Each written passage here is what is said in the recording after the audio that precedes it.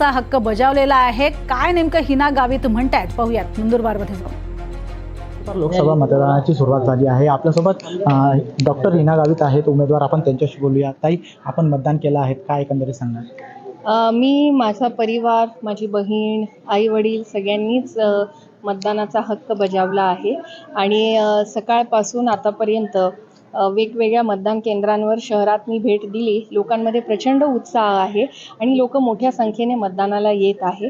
हे बघून मला असं खात्री झाली आहे आता की मोदीजींना 400 पार करण्यासाठी नंदुरबारचे मतदार हे सज्ज झालेले आहे आणि मतदान केंद्रांवर जायला सुरुवात झालेली आहे। नक्कीच ताई, पण आपण जर पाहिलं तर विरोधक जे आहेत ते एकवटले होते आणि गावित परिवार जो आहे तो एकेकडे होता, जवळ होता। काय एकंदरीत सांगणार तुम्ही?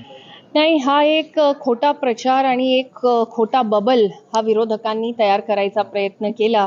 आमचे महायुतीचे सर्व घटक पक्ष, भारतीय जनता पार्टीचे सर्व पदाधिकारी हे सगळे माझ्यासोबत होते आणि महायुतीतले काही एक पक्षाचे 1-2 नेते मंडळी ज्यांच्यामध्ये काही नाराजी होती ती दूर करायचा आम्ही प्रयत्न केला, पण ते नाराजी नाट्य काही त्यांचं संपलं नाही आणि मला असं वाटतं अनेक वर्षापासूनची वैरी आहे त्याच्यामुळे लगेच सुटेल असं त्यांच्याकडूनही काही रिस्पॉन्स न मिळाल्यामुळे आम्हाला असं वाटलं। त्याच्यामुळे आम्ही आमचं महायुतीचे जे कार्यकर्ते आहे, पदाधिकारी आहे, सर्व घटक पक्ष आहे, सगळे मिळून आम्ही जोरात प्रचाराला लागलो होतो आणि मला विश्वास आहे की या निवडणुकीमध्ये तिसऱ्यांदा मोदीजींची हॅट्रिक तर होणारच आणि माझीही हॅट्रिक या लोकसभा मतदारसंघात होईल।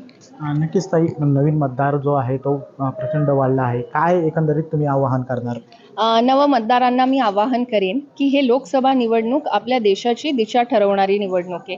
आपला देश कुठल्या दिशेने वाटचाल करेल हे ठरवणारी निवडणूक आहे। आपल्या देशाचं नेतृत्व कोणाच्या हातात द्यावं हे ठरवणारी निवडणूक आहे आणि त्यामुळे आपलं भविष्य किंबहुना हे कोण ठरवेल किंवा कुठल्या दिशेने आपल्या देशाची वाटचाल व्हावी, आपलं भविष्य काय असावं हे ठरवणारी ही निवडणूक आहे। त्यामुळे नव मतदारांना माझं आवाहन आहे की जास्तीत जास्त मोठ्या संख्येने आपण येऊन मतदान करून आपलं भविष्य, आपल्या देशाचं भविष्य आपण आपल्या एकमताने ठरवू शकतात। तो आपला मतदानाचा हक्क आपण बजावावा अशी मी नम्र विनंती करते। नक्कीच ताई, पण काय वाटतं किती लीडने आपण जे आहेत ते निवडून येणार?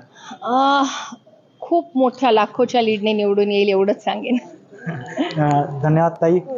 तर हे होते हिना गावित यांनी जे सांगितलं आहे की जे नवीन मतदार आहेत त्यांनी घराबाहेर पडावं व मतदान करावं।